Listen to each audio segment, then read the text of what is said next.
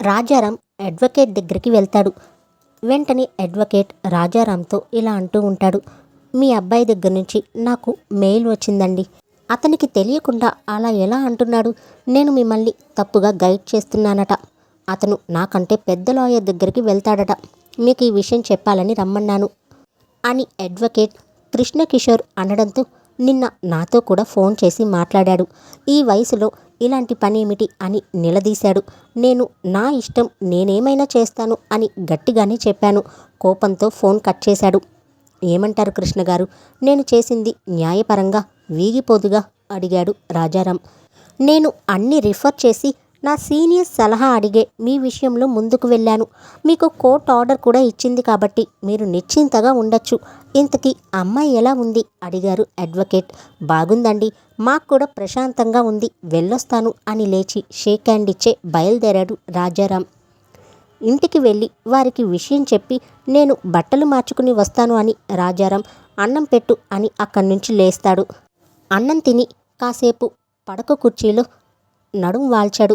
రాజారాం తల్లిదండ్రులది మధ్యతరగతి కుటుంబం. 2 మగపిల్లలు, 1 ఆడపిల్ల. ఈయన రెండోవాడు. పెద్ద కొడుకు వ్యవసాయం చేసుకునేవాడు. రాజారాం ఆ రోజుల్లో BA పాస్ అయి తండ్రి సలహా మీద BEd ట్రైనింగ్ అయ్యాడు. తరువాత శ్రీకాకుళంలో టీచర్గా ఉద్యోగం వచ్చింది. తాత్కాలికంగా తండ్రికి సహాయంగా మారిన జీవితంలో పైకి రావాలని తపనతో ప్రైవేట్గా MA చేసి కాలేజీలో లెక్చరర్గా ఉద్యోగం సంపాదించాడు విజయనగరంలో. ఆ తర్వాత శారదతో పెళ్లి జరిగింది. కొడుకు పుట్టాడు. మహదేవ్ అన్న పేరు పెట్టారు. తరువాత ఎందుకో మళ్ళీ పిల్లలు కలగలేదు. కొన్నాళ్లకు రాజారాం ప్రిన్సిపల్ అయ్యాడు. హైదరాబాద్ బదిలీ అయింది. అప్పటికి కొడుకు 10వ తరగతి పరీక్షలు రాశాడు. హైదరాబాద్లో మంచి కాలేజీలో చేర్చారు. స్వతహాగా తెలివితేటలు ఉన్నవాడు అవ్వడంతో మహదేవ్ చెన్నైలో IITలో సీటు సంపాదించుకున్నాడు. అప్పటికి రాజారాంకి ఇంకో 4 ఏళ్ల సర్వీస్ ఉంది. మహదేవ్ చదువు, ఆయన ఉద్యోగం ఒకేసారి పూర్తయ్యాయి. మహదేవ్కి క్యాంపస్ ఇంటర్వ్యూలో మంచి జాబ్ వచ్చినా మంచి యూనివర్సిటీలో ఎయిడ్ రావడంతో MS కోసం అమెరికా వెళ్ళాడు. ఈలోపు ఒక సంఘటన జరిగింది. రాజారాం రిటైర్ అవ్వడానికి 2 నెలల ముందు ఆయన కాలేజీలో పనిచేసే ఇంగ్లీష్ లెక్చరర్ గుండెపోటుతో మరణించారు. అప్పుడు ఆయనకి రావాల్సిన మొత్తం చనిపోయిన ఆయన కుటుంబానికి ఇవ్వడానికి రాజారాం 1కి 2 సార్లు వాళ్ళ ఇంటికి వెళ్లాల్సి వచ్చింది. చనిపోయిన ఆయనకి ఇంకా ఓ 4 ఏళ్ల సర్వీస్ ఉంది. పేరు భానుప్రకాష్. భార్య టీచర్గా పనిచేస్తోంది. ఒక కూతురు, కొడుకు. కూతురు ఇంజనీరింగ్ అయిపోయి HCLలో ఉద్యోగం చేస్తోంది. కొడుకు అప్పుడే ఇంజనీరింగ్లో చేరాడు. భానుప్రకాష్ గారిది పద్ధతైన సంసారం. కూతురు కూడా చూడ్డానికి లక్షణంగా ఉండటమే కాదు, సౌమ్యంగా బాధ్యతగా అనిపించింది. అలా ఆయన సంసారాన్ని చూశాక రాజారాంకి మెరుపులా ఒక ఆలోచన వచ్చింది. శారద, భానుప్రకాష్ గారి అమ్మాయిని చూస్తే నాకు ఆలోచన వచ్చింది. అమ్మాయి చక్కగా ఉంది, మంచి కుటుంబం, చక్కని సంస్కారవంతుల పెంపకం. మన మహీకి ఆ అమ్మాయిని అడిగితే ఎలా ఉంటుంది? వాడికి ఇంకో సంవత్సరంలో చదువు అయిపోతుంది, ఉద్యోగం ఎలాగూ వస్తుంది. ఎప్పుడైనా పెళ్లి చెయ్యాలి కదా, ఏమంటావు అన్నాడు భార్యతో. మీరంతలా చెప్తున్నారు అంటే విశేషమే, కానీ అసలు మనం వాడి పెళ్లి గురించి అనుకోలేదు ఎప్పుడు కదా అని అందావిడ. మనం కావాలనుకున్నప్పుడు మంచి సంబంధం దొరకదు. రేపు ఆదివారం సాయంత్రం ఒకసారి వెళ్ళొద్దాం వాళ్ళింటికి, నువ్వు అమ్మాయిని చూడొచ్చు అన్నాడు రాజారాం. అనుకున్నట్టుగానే మర్నాడు సాయంత్రం వాళ్ళ ఇంటికి వెళ్ళారు. ఏదో పని మీద ఇటువైపు వచ్చి మిమ్మల్ని చూద్దామని ఊరికే వచ్చాం అని చెప్పారు. భానుప్రకాష్ గారి భార్య సులోచన సంతోషించింది. కూతురు స్వర్ణసీత టీ చేసి తీసుకుని వచ్చింది. టీ తాగుతూ భార్య వైపు చూశాడు. ఆవిడ కూడా కళ్ళతోనే నవ్వింది రాజారాంని చూసి. ఆ అమ్మాయి ఆఫీస్ వివరాలు, చదివిన కాలేజ్ వివరాలు అన్నీ అడిగారు. కాసేపు కూర్చుని వాళ్ళని కూడా తమ ఇంటికి రమ్మని ఆహ్వానించి వచ్చేశారు. దారిలో అంది శారద, నిజమేనండి, అమ్మాయి కళగా ఉంది, మన వాడికి సూట్ అవుతుంది, నెమ్మదిగా కదిపి చూద్దాం, దేవుడి దయవలన అన్నీ కలిసి వస్తే మంచిదే అని. మర్నాడు కొడుకుతో ఫోన్ మాట్లాడారు. అసలు నేను ఇంకా ఆలోచించలేదు ఆ విషయం అన్నాడు మహి. ఇప్పుడు ఆలోచించరా, మంచి అమ్మాయి, మంచి ఫ్యామిలీ, నాకు అమ్మకు నచ్చింది, నీకు బాగా సూట్ అవుతుందనిపించింది, ఊరికే ఒక మాట నీ చెవిన వేద్దామని అన్నాడు రాజారాం. 1 నెల రోజుల తర్వాత రాజారాం, శారద డైరెక్ట్గా సులోచన గారి ఇంటికి వెళ్ళి మాకు మీ అమ్మాయి నచ్చింది. మీకు ఇష్టమైతే మా అబ్బాయితో ఒకసారి మాట్లాడండి. ఇద్దరికీ నచ్చితే వచ్చే సంవత్సరం పెళ్లి చేద్దామని చెప్పి మహదేవ్ ఫోన్ నెంబర్ ఇచ్చి వచ్చారు. మహదేవ్కి కూడా స్వర్ణ ఫోటో పంపించారు. అబ్బాయి అమ్మాయి మాట్లాడుకోవడం, ఒకరికొకరు నచ్చడం జరిగిపోయింది. ఈలోపు మహదేవ్కి చదువు పూర్తయి అక్కడ మైక్రోసాఫ్ట్లో ఉద్యోగం వచ్చింది.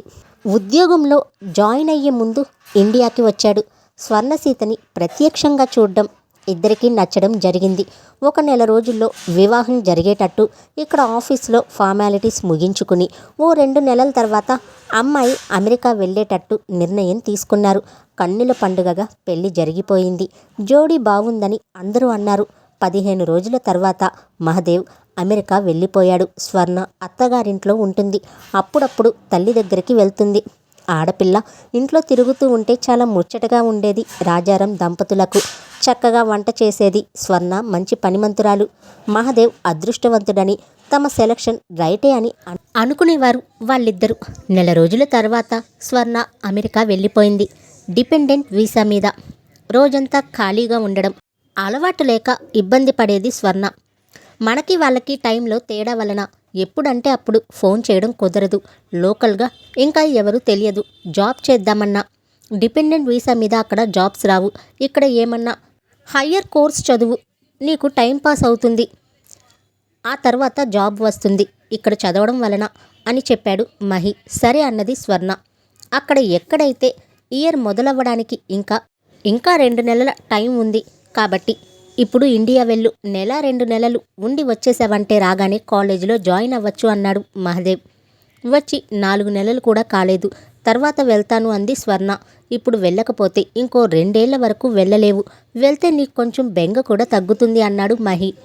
తను చెప్పిన దానిలో కూడా నిజం ఉందనిపించి సరే అంది స్వర్ణ. వారం రోజుల్లో టికెట్ కొని ఇండియాకి పంపించాడు మహి. ఇన్ని రోజుల తర్వాత తన వాళ్ళని చూడబోతున్నందుకు స్వర్ణకి చాలా సంతోషంగా అనిపించింది.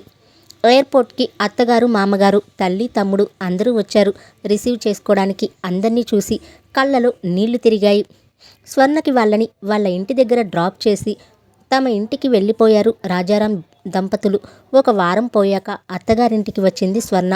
తను ఉన్నన్ని రోజు ఏదో ఒక ప్లేస్కి వెళ్ళి రావడం, రాత్రి అందరూ బయట హోటల్లో భోజనం చేయడం సరదాగా గడిచిపోయాయి అందరికీ.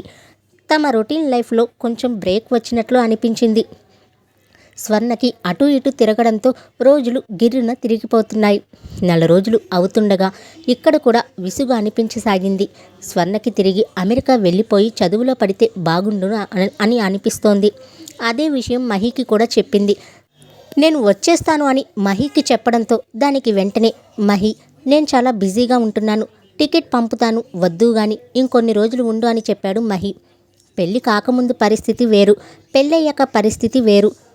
భర్త తల్లిదండ్రులు ఇద్దరు కావాలనిపించడం సహజం. కానీ ఇద్దరిలో ఎవరు అనే ఆప్షన్ వస్తే భర్త వైపే మొక్కడం కూడా అతి సహజం. తిరిగి వెళ్ళిపోవాలని కోరిక బలీయమైపోసాగింది స్వర్ణకి. మెసేజ్లకి జవాబు రావడం లేదు. ఫోన్ ఆన్సర్ చేయడం లేదు మహదేవ్. రాజారాంతో అదే చెప్పింది స్వర్ణ.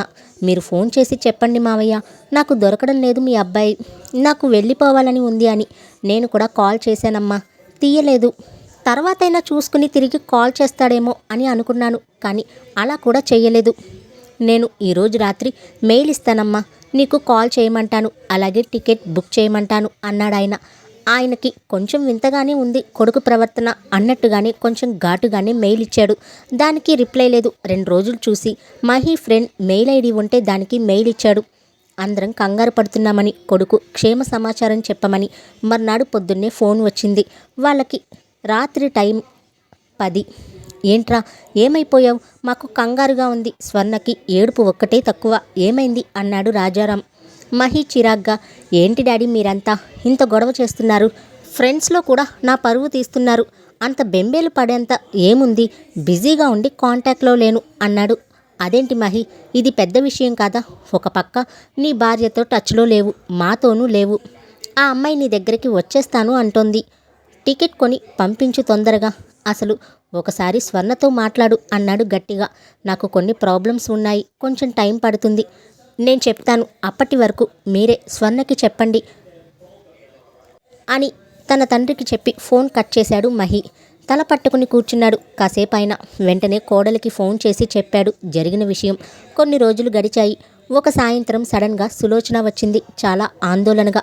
అన్నయ్య గారు, ఇదేంటండి, నాకు చాలా టెన్షన్గా ఉంది. మీ అబ్బాయి స్వర్ణకి మెయిల్ ఇచ్చాడట గంట క్రితం. మీకు కాపీ పెట్టాడట, మీరు చూసారా అందావిడ. లేదమ్మా, ఇప్పుడే వాకింగ్ నుండి వచ్చాను, కంగారు పడకండి, నేను చూస్తాను అని ల్యాప్టాప్ ఓపెన్ చేసి చూశాడు. మొత్తం చదివి ఆయన మొహం కందగడ్డలా అయింది. పిచ్చెక్కిందా వెదవకి అనుకుని మనసులో, ఏదో తప్పు జరిగిందమ్మా, నేను సరిదిద్దుతాను, నేను రాత్రికి మీ ఇంటికి వస్తాను, మీరు అమ్మాయి కంగారు పడకండి, అన్నీ సర్దుకుంటాయి అన్నాడు. మీరే మాకు దిక్కు అన్నయ్య గారు. పిల్ల ఏడ్చి ఏడ్చి సొమ్మసిల్లిపోయింది అని కళ్ళు తుడుచుకుంటూ లేచిందావిడ. ఏమైందండి అంది శారద ఆదుద్దాగా. ఆ విధవకి పిచ్చెక్కింది. ఎవరికి? ఇంకెవరు, మన పుత్రరత్నానికి. స్వర్ణకి మెయిల్ ఇచ్చాడట. నాకు నువ్వంటే ఇష్టం లేదు, ఇద్దరం స్నేహంగా విడిపోదాం. ఈ రోజుల్లో ఇది చాలా కామన్. నీకు తెలియందేముంది, నువ్వు మీ మమ్మీకి చెప్పు, నేను నా పేరెంట్స్కి చెప్తాను. నేను చేసింది తప్పే, సరైన నిర్ణయం తీసుకోలేకపోయాను. నీకు ఎంత డబ్బు కావాలంటే అంత ఇస్తాను, ఇద్దరం డివోర్స్ తీసుకుందాం. ఈ నిర్ణయం తీసుకోవడానికి నాకు ఇంత టైం పట్టింది, సారీ అని రాసి నాకో కాపీ పెట్టాడు. పెళ్ళంటే ఆటన? సింపుల్గా సారీ చెప్పి విడిపోవడానికి మనమేమైనా దాచిపెట్టామా, బలవంత పెట్టామా? వాడు స్వర్ణను చూసి నచ్చిందని చెప్తేనే కదా ముందుకు వెళ్ళింది. ఇప్పుడు ఇలా మాట్లాడతాడా? నేను వదలను వాణ్ణి. ఒక అమ్మాయికి అన్యాయం జరిగితే ఊరుకుంటానా? స్వర్ణ చేత విడాకులు ఇప్పించను. ఏం చేస్తాడో నేను చూస్తా అన్నాడు ఆవేశంగా. రాజారాం కొడుక్కి ఫోన్ చేశాడు. ఈసారి ఫోన్ వెంటనే తీశాడు మహదేవ్. చెప్పండి డాడీ అన్నాడు. బుద్ధుందారా నీకు? ఏంటి, విడాకులు ఇస్తావా? నీకు ఇష్టమైతేనే కదా. ఇప్పుడు ఇష్టం లేదంటే అందులో అర్థం ఉందా? ఏం మాట్లాడుతున్నావు అన్నాడు కోపంగా. డాడీ, ఆవేశపడకండి, నాది తప్పే. నేను పెళ్ళికి ఒప్పుకోవడం తొందరపాటే, సారీ చెప్తున్నాను కదా. ఆ అమ్మాయి నాకు ఇష్టం లేదు. నా వలన తనకి జరిగిన అన్యాయానికి నేను మూల్యం చెల్లిస్తాను. ఎంత కావాలో అడగండి. నేను ఎన్నాళ్ళు దూరంగా ఉండడానికి ఇదే కారణం. నిర్ణయం తీసుకోవడానికి నాకు టైం పట్టింది.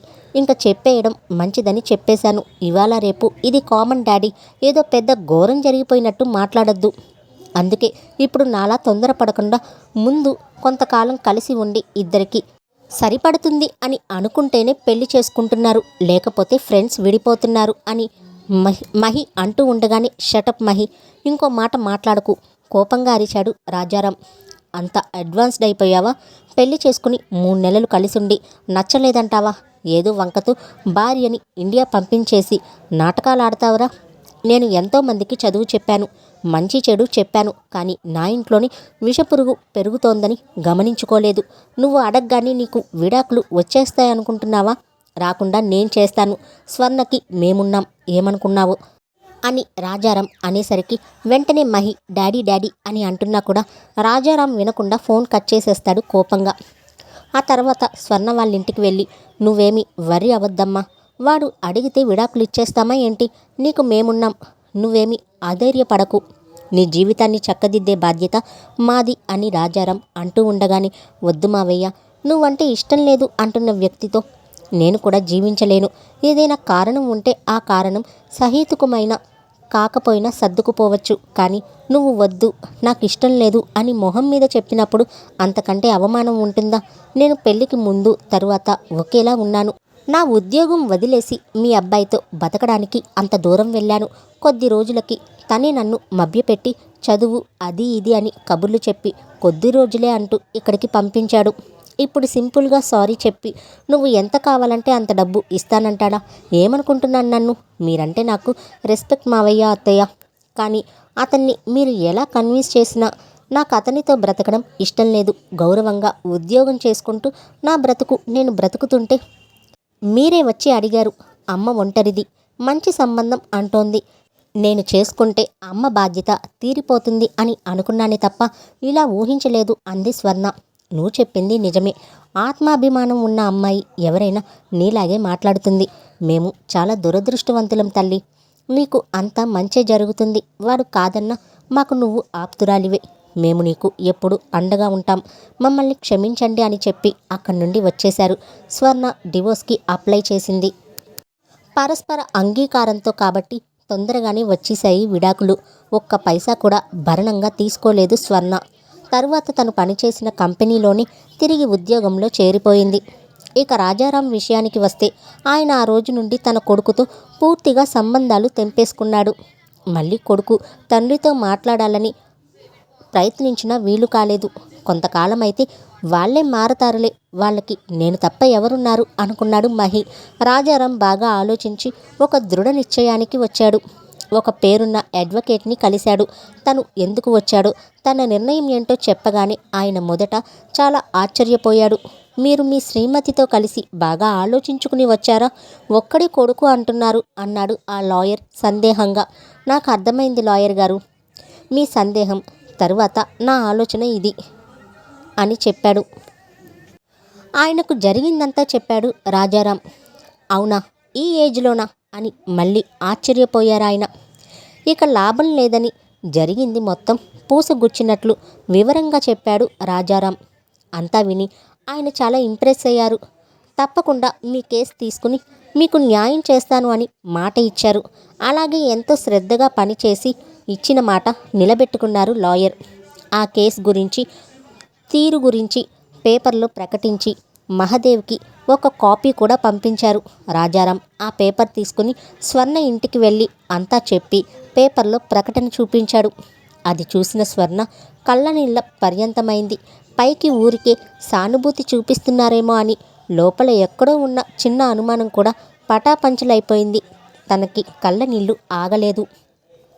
రాజారాం కాళ్ళకి దండం పెట్టింది. నోట మాట రాలేదు. తరువాత ఆయన చెప్పిన ఆలోచనకి ఒప్పుకోలేదు. కానీ ఆయన స్వర్ణకి వివరించి చెప్పి ఇదే సరైన నిర్ణయం అని నచ్చ చెప్పాక ఒప్పుకుంది. ఇంతవరకు జరిగిన విషయం ఇది. ఈలోపు ఉరుములేని పిడుగులా ఊడిపడ్డాడు మహదేవ్. రావడం ఆ ప్రకటన వచ్చిన న్యూస్ పేపర్ని నేలకేసి కొట్టి, ఏంటిదంతా, మీకు మతి ఉండే చేస్తున్నారా? ఈ ఏజ్లో మీరు చేయాల్సిన పనులేనా అని అడిగాడు కోపంగా. రాజారాం చాలా ప్రశాంతంగా, ఏ విషయం నువ్వు మాట్లాడుతోంది అని అడిగాడు. అదే ఈ పేపర్ల విషయం. ఆ అడ్వకేట్ నాకు పంపిన జడ్జ్మెంట్ కాపీ. ఇవన్నీ ఏంటి అని అడిగాడు. అవన్నీ చదివితే నీకు అర్థమయ్యి ఉండాలి. చాలా తెలివైన వాడివి కదా అన్నాడు రాజారాం. ఇప్పుడు నన్ను మీరు మీ కొడుకుని కాదు అనుకుంటే కాకుండా పోతానా? ఎందుకు కాకుండా పోవు? నువ్వు పెళ్లి చేసుకుని నీ భార్యని కాదంటే కాకుండా పోయినప్పుడు నీ విషయంలో ఎందుకు కాదు? నీకు మాకు ఏ సంబంధం లేదు. నాకున్న ఆస్తి కూడా నా సంపాదనే. సో దాని మీద కూడా నీకు హక్కు లేదు. అందుకే నువ్వు నా కొడుకువి కాదని నిన్ను నిరాకరిస్తూ నీతో సంబంధం తెంచుకోవడానికి కోర్టుకి వెళ్ళి నీకు జడ్జిమెంట్ పంపించాను. ఇంకా అర్థం అవ్వాలంటే నిన్ను డిజోన్ చేసుకున్నాను. నువ్వు ఇక వెళ్ళవచ్చు అన్నాడు రాజారాం. అంటే మీకు నేను లేకపోయినా పర్వాలేదన్నమాట. సరే, కానీ ఈ ఏజ్లో ఒకరిని, అది అమ్మాయిని పెంచుకోవడం ఏంటి? అర్థముందా ఇంతకీ? ఏది ఆ అమ్మాయి అని అడిగాడు. కూర్చో, వస్తుంది, చూద్దు గాని అన్నాడు రాజారాం. కాసేపటికి స్వర్ణ హ్యాండ్ బ్యాగ్తో లోపలికి వచ్చింది. చెప్పులు పక్కన వదిలి ఏదో అనబోతూ మహదేవ్ని చూసి తడబడి మౌనంగా నిలబడిపోయింది. రామ్మా రా, కూర్చో అంటూ, ఇదిగో శారద, అమ్మాయి వచ్చింది, మంచినీళ్లు తీసుకురా అని పిలిచారు. లోపలికి వినపడేటట్టు స్వర్ణసీతని అక్కడ ఊహించని మహదేవ్ కూడా తనని చూడగానే అన్యమస్తకంగా లేచి నిలబడ్డాడు. అదిగో తనే, మేము దత్తత తీసుకున్న అమ్మాయి, చూశావుగా, వెళ్ళిక అన్నాడు. ఇదంతా మా ఇష్ట ప్రకారమే జరిగింది. బంగారం లాంటి ఆ సీతమ్మ తల్లిని దత్తత తీసుకోవడం మా అదృష్టం. దేవుడు కొన్ని అదృష్టాలని తీసేసుకున్నా కొన్ని ఇస్తాడు అని రాజారాం అనగానే, అంటే ఈవిడ మిమ్మల్ని చూస్తుందా మీ చివరి దశలో అన్నాడు మహదేవ్. అవును, ఆ అమ్మాయి మీద మాకు నమ్మకం ఉంది అన్నట్లు మా అమ్మాయికి మంచి సంబంధం కూడా చూసి పెళ్ళి కూడా చేస్తాం చెప్పాడు రాజారాం. అంటే ఈవిడ ఇంకో పెళ్లి చేసుకుని కూడా మిమ్మల్ని కనిపెట్టుకుని ఉంటుందన్నమాట అన్నాడు మహదేవ్. ఖచ్చితంగా, మా భవిష్యత్తు గురించి మాకు అస్సలు బెంగలేదు. నువ్వు ఎంత తొందరగా వెళితే అంత మంచిది. మళ్ళీ రాకు ఎప్పుడు అన్నాడు రాజారాం. మహదేవ్ విసురుగా వెళ్ళిపోయాడు. శారద రాజారాం నిస్సువత్తుగా కూర్చుండిపోతే స్వర్ణ వాళ్ళ దగ్గరకు వెళ్ళి ఇద్దరి భుజాల మీద చేతులు వేసింది. ఆ స్పర్శలో ఎన్నో అర్థాలు బోధపడ్డాయి వాళ్ళకి.